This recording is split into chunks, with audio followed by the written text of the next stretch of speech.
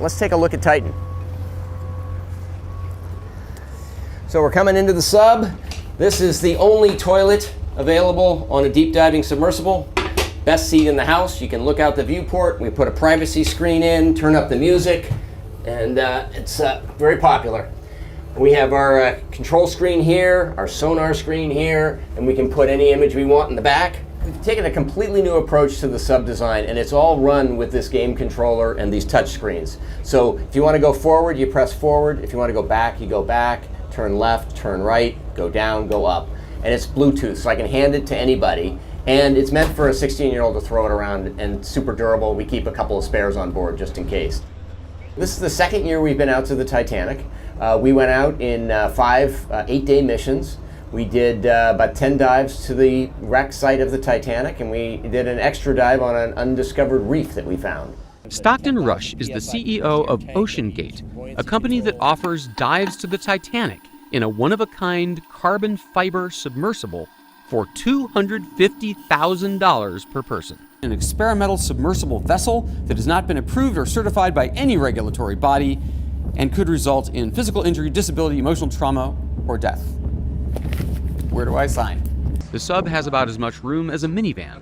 So this is not your grandfather's submersible. We only have one button, that's it. It should be like an elevator.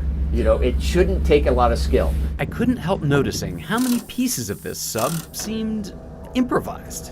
We can use these off-the-shelf components. I got these from Camper World. We run the whole thing with this game controller. Come on! Slow down, it's just in front of us. Just we're in front of the anchor. Yeah. Oh my gosh, here's the bow, guys. Again, yeah. You guys see it? Look at that though, how it just kind of emerges out. Yeah. That is it. That is otherworldly. And there it was. This sub has 7 different return to the surface backup systems. So sandbags that drop off, lead pipes that drop off, the legs can drop off, there's an air balloon, there's thrusters, and one of them works even if everybody on board is unconscious. So one of them is a timed release thing that sends the sub to the surface after X amount of hours. So maybe they're out there bobbing away, but remember they're bolted in from the outside. So they have no way to get out or get more air. This is not a thrill ride for tourists. It's much more. It is an 8-day, one-of-a-kind experience. You will be trained as a mission specialist and record valuable findings. Commander Paul-Henri Nargelet, leader of 30 dives to the Titanic wreck site. He and other world-class experts will be on all our missions to give you an unrivaled, up-close and personal OceanGate Titanic experience.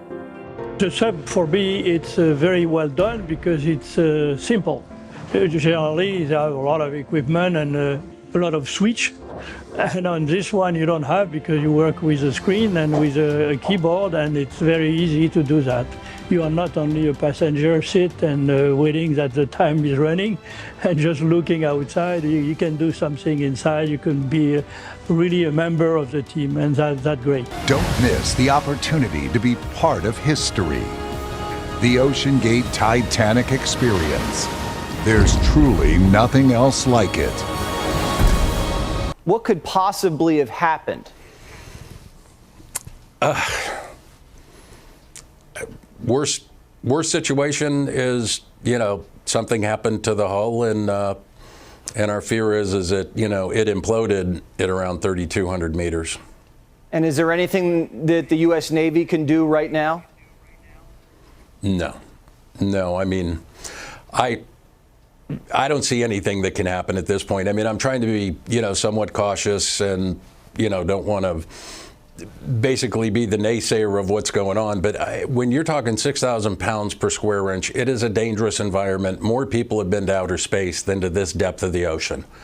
And when you're diving in these situations, you have to cross your T's, dot your I's. You have to do everything absolutely perfect and by the book. And throwing a bunch of tourists in a new sub that, was just created over the last several years, it's not looking good, Jesse.